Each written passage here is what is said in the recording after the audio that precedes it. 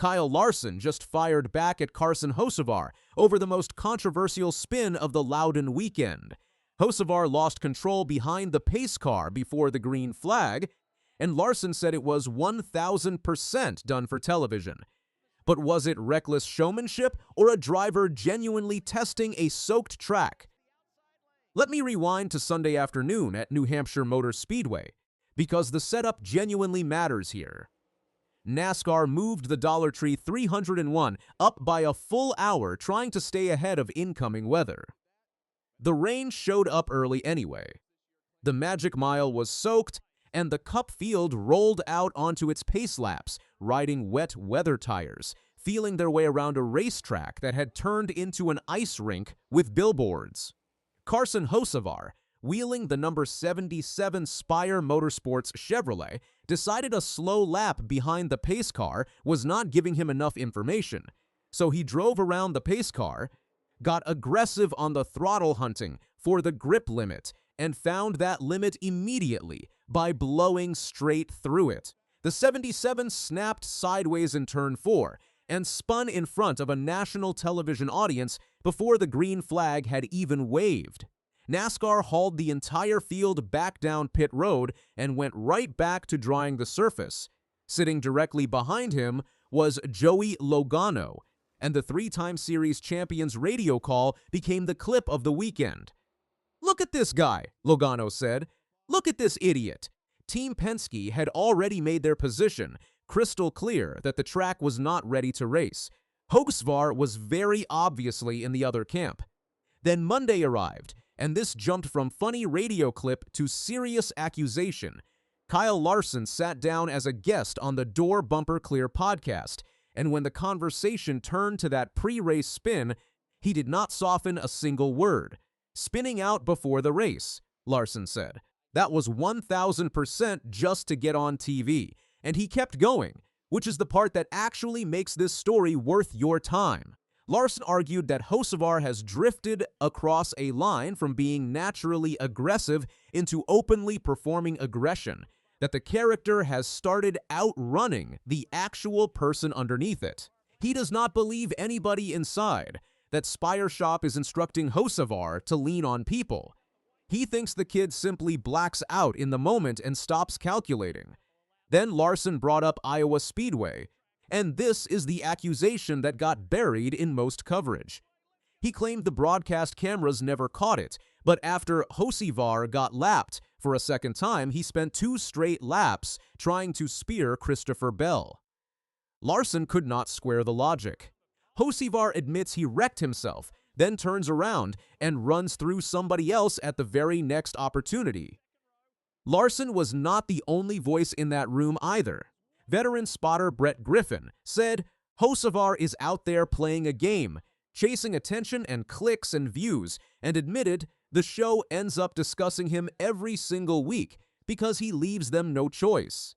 Team owner Tommy Baldwin described a driver who spent 2 full days completely unwound, running the 4th groove in practice like he was actively searching for trouble. But do not miss the other half of what Larson said, because this was never a pure hit piece.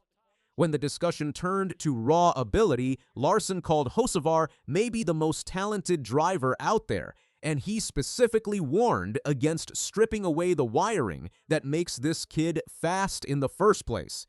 So the defending champion is simultaneously saying that Carson Hocevar might be the best natural talent in the entire field, and that the act surrounding him has gone way too far. If breakdowns like this are your thing, hit subscribe. We are covering every feud in this garage all the way through the chase. Now let me give you Hocevar's side, because he absolutely has one.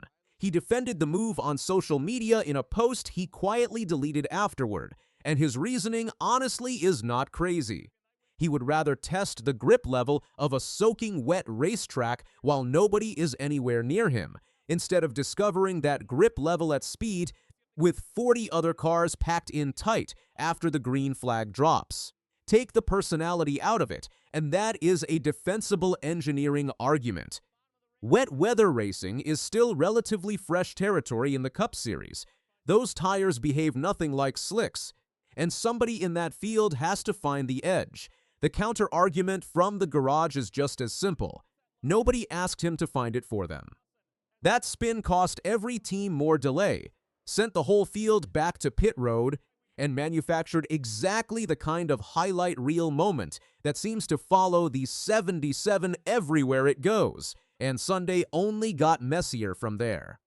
Hocevar actually recovered beautifully at first, finishing stage 1 in 3rd position, which tells you the speed in that Chevrolet was completely real. Then came contact with rookie Connor Zilisch on the front stretch that spun the 77 around and threw out a caution, collecting Logano and Austin Dillon in the aftermath. Over the radio, Hocevar immediately pointed the finger at Zilisch, citing contact between them back in practice. Zilisch's spotter got on the radio and told his rookie flat out not to retaliate, that there was a long way left to go. Hocevar did not let it go. He raced all the way back up to Zilisch and leaned on the number 88 door-to-door heading into turn 1, shoving the rookie clean out of the preferred groove. Denny Hamlin, the driver who just locked up the number 1 seed, broke that moment down on his own podcast and said it looked like the 77 was trying to clear himself while sitting 3 wide. Then on lap 203, Hocevar spun all by himself, brought out another caution, and that was the afternoon. 19th place. Here is where the kid earns real credit, though. Talking to reporter Dustin Long after the checkered flag, Hocevar dropped the practice excuse completely and swallowed the blame. He said he turned down to cover the bottom and pretty much just spun himself, and that it ruined another week for his team. He even joked that when he genuinely intends to finish somebody off, he is usually pretty good at getting the job done. That is a 23-year-old publicly eating a mistake on camera, which is not nothing, zobs him out, because this argument is bigger than one wet lap at Loudon. Carson Hocevar won at Talladega Superspeedway back in April for his first career Cup Series victory. He sat inside the top 5 of the championship standings all the way through the Brickyard weekend. Spire Motorsports believed in him enough to hand him a long-term contract extension in February. Then everything unraveled in 3 weeks. Mechanical trouble buried him in 31st at Iowa. A transmission failure handed him his first DNF of the season and a dead last finish at Richmond, and Loudon produced 19th. He has tumbled from 5th to 11th in the standings, though his spot in the chase is already mathematically safe, so the fan base has split cleanly down the middle.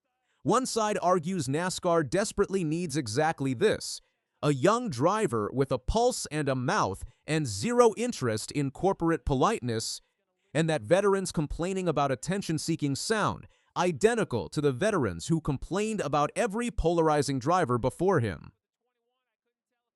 The other side argues he is torching goodwill he is going to need in October, because this garage has a long memory, and payback in this sport always arrives at the least convenient possible moment, and there is a genuinely delicious wrinkle in all of this. Kyle Larson built his own reputation on fearless slide jobs and moving people out of the way when he wanted the spot. Larson also has not delivered the season anybody expected from a defending champion, dragging a long winless drought into the chase. Plenty of fans read his comments as fair veteran perspective from someone who has earned the right to say it. Plenty of others read it as frustration hunting for a convenient target. What absolutely nobody is disputing is the talent. When the defending Cup Series champion tells you that you might be the fastest natural driver in the entire field, that carries serious weight, and it doubles as a warning. In about 2 weeks, the chase opens at Darlington, and the driving is going to matter a whole lot more than the noise. So which side of this are you on? Was that spin an aggressive driver gathering real information about a soaking wet racetrack, or was it a performance staged for the cameras?